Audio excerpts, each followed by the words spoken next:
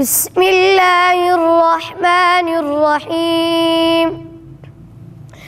من جاء بالحسنة فله خير منها ومن جاء بالسيئة فلا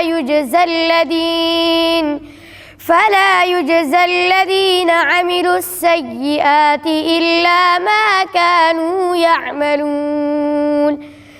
إن الذي فرض عليك القرآن لرادك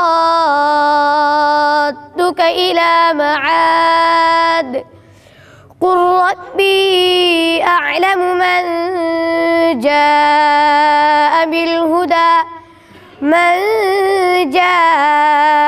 بالهدى ومن هو في ضلال مبين.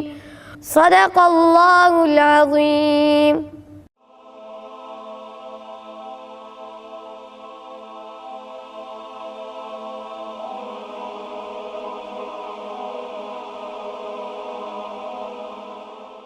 ईमान की किरण, हिदायत की शमा, रिसाल उर्दू।